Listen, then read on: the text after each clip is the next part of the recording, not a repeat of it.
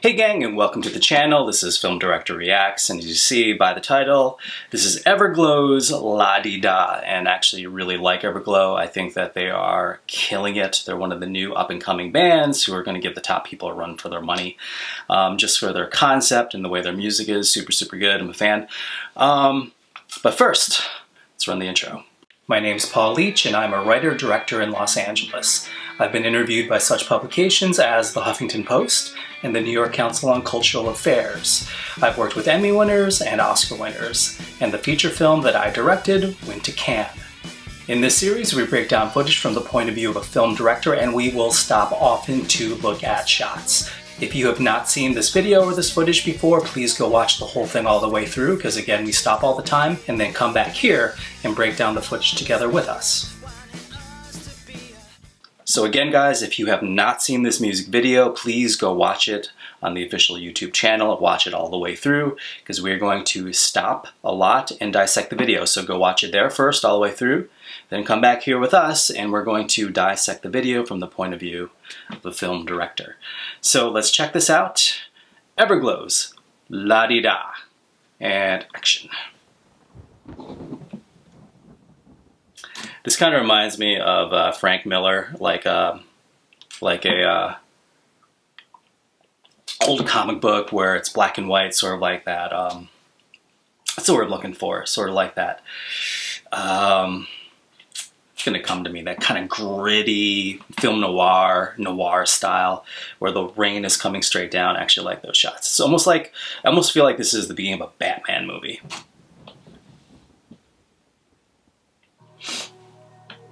Nice.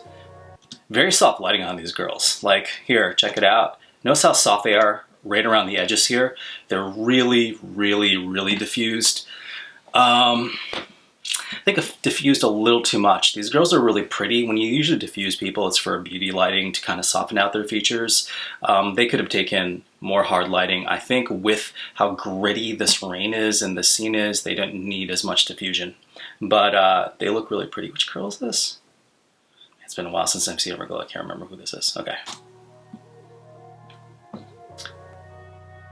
Great shot, great framing. These are probably all sets, yes? Are these all sets? These totally look like sets. And the lighting here, yeah, it must be a set, because the lighting is very controlled lighting. Good contrast. So what we're looking at here is contrast. So why do I wear...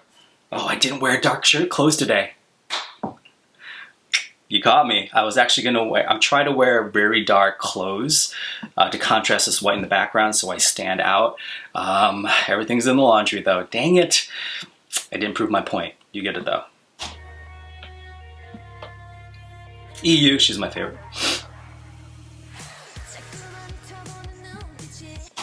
Great editing. So right on the hit of the beginning of the song, that is when it goes to color.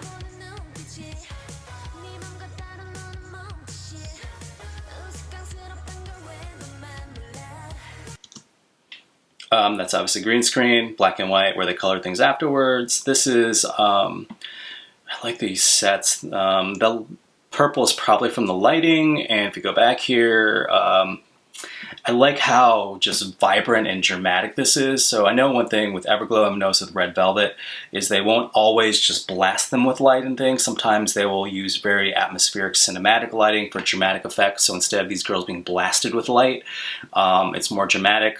Let's see, I was gonna say, let's see if they blast them with light sometime. It looks like they did here.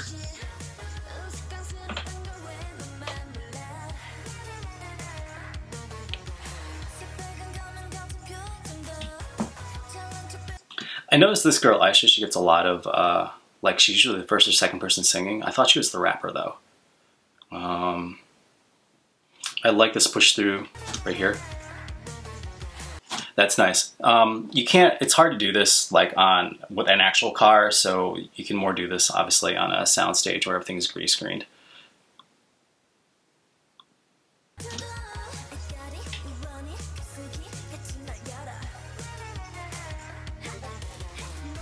Good transition in and out. Did my girl EU, did she go darker with her hair.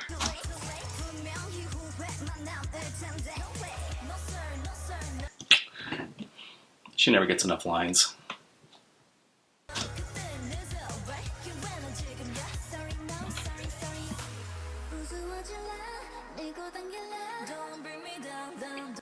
So this is a good job here. What they did is, if you notice that all their little parts, they gave them a moment to shine on their own when they're doing their own little parts, and then right here they're bringing everything back as a group. Good job. I do like this, how dramatic it is. Now, do you guys notice how high contrasty it is? So what they have here is you have a dark background, right? And then you have this light diffusing in the middle. So you have dark contrasted with white. Now look at their outfits. It's black contrasted with, how is all their skin is like the same tone? How is that? It's weird. Well, except for, I think I was just a little darker there. So do you see where the high contrast comes in? The black is two high contrast colors, and they're two high contrast colors in the foreground.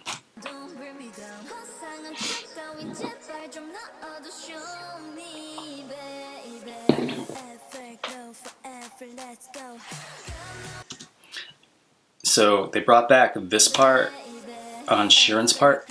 I actually like that, because what they did is they, if you want to draw a parallel here, what they did is they stripped out the background track in terms of like that part was just like, it was either a clap or maybe it was just a, it was a rim hit. Actually, I need to hear it again, what it is. One of you out there will correct me. And so they stripped everything out musically, but they also stripped everything out as far as color goes at the same time. It's good parallel.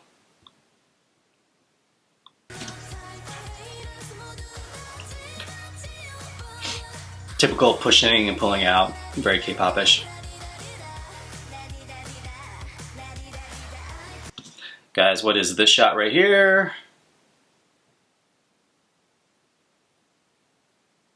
Someone's going to tell me how to do this thing. Wait. Yes, yes. Missed it. I wanted that shot on EU. Yeah, what is that shot right there? You guys, what is that shot? Like that? You guys know. And why do you do it? Okay.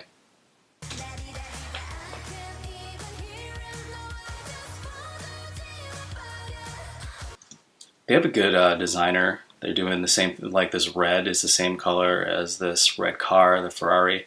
Yeah, good production design.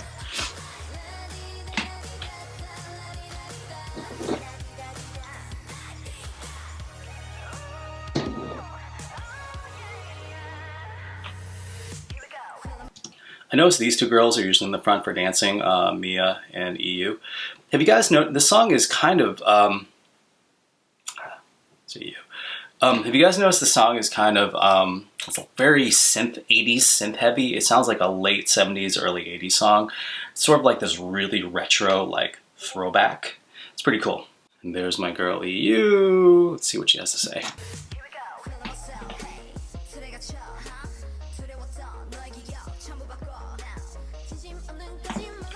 That was it? Come on. Oh. She doesn't get enough lines.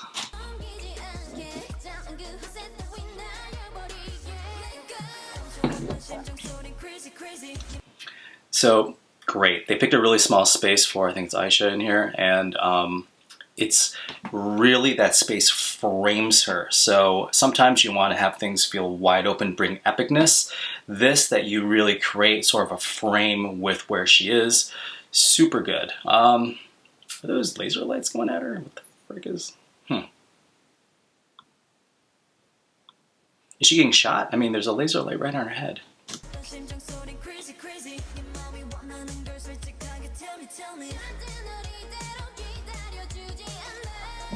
Do you guys know the transition from the laser lights to the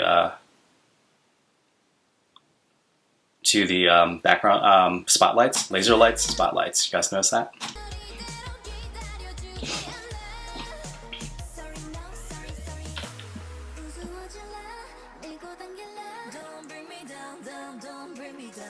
I was just about to say that Anda gets more lines now, and she didn't. This is a big group, though. It must be hard splitting these lines up. It's better than she got last time. Like, I watched something. What was her last video that she almost had 0 lines? You guys know. You guys know what I'm talking about. This blonde hair is working on her.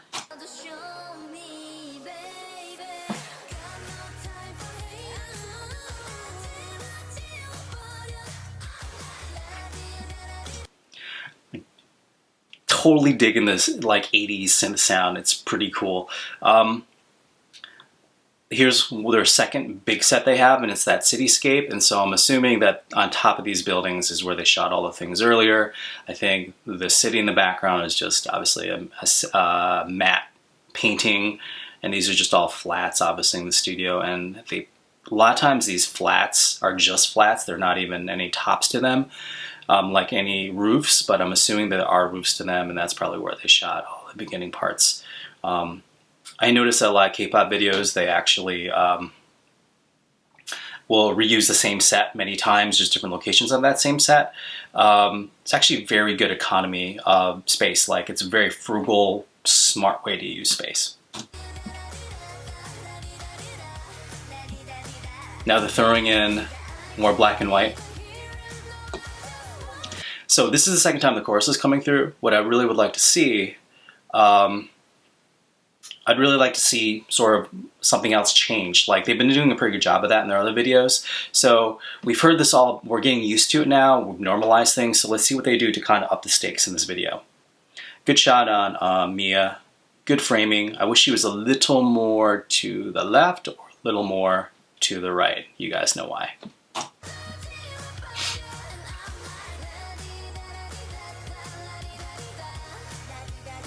See what happens here. So there's the change. The change is the outfits. So this is the same set that was there earlier towards the beginning, but they changed this light on top. I don't know if they changed, yeah, it's the exact same set. They just changed some of the stuff around and they changed the outfits. Again, good economy of space, using the same space, but just changing the look of it, and they're wearing different outfits now. And they're all kind of, yeah, you notice they're kind of 70s disco. I don't know, is that what you wore in the 70s? Wait, who's that? Is that Urine? Is that Urine rapping? I didn't think she was a rapper.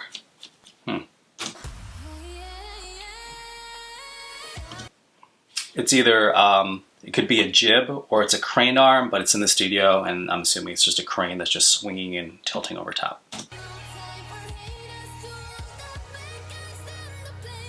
Typical K-pop, pushing in and out, swinging around. Oh, that was nice. It actually did a whip around. So this, I'm assuming Urine is just standing there holding that pose, and there's a green screen behind her, and there's changing what the green screen's doing behind her. I wish that, man, this is so soft. Like, I don't know if it's going specifically for this warm kind of 70s feel, but I feel like almost like she's so pretty. She doesn't need all that diffusing, because like I feel if you had just really put her in clear focus without the diffusing of light, it would be even more stunning. Because you know, it's like when you do stuff, to cover stuff up, like light diffusion, it makes things look better, but you also realize that it's covering stuff up. And so with these girls, they're so pretty, they don't really need any of that. It must be just sort of the style that they're using, I'm gonna assume.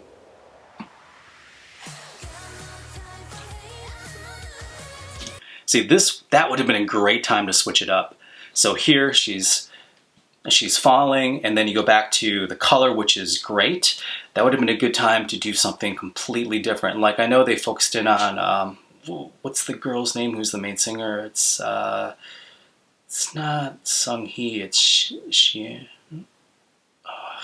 Trying to think her name, starts with an S.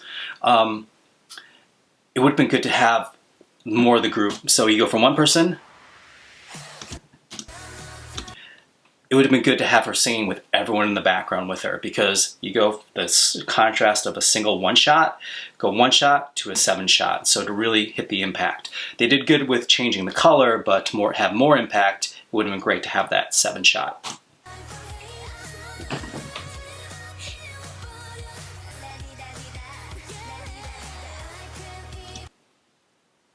And so now they're just kind of going back and forth between the set and the black and white set. So typically in the end of K-pop videos, you guys know, is they just kind of bring everything back to kind of ramp it up and fast cut towards the end.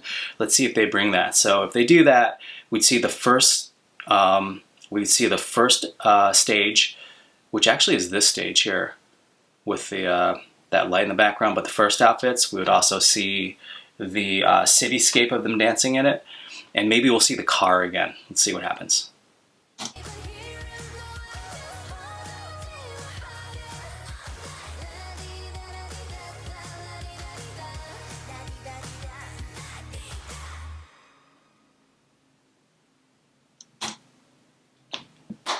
Good.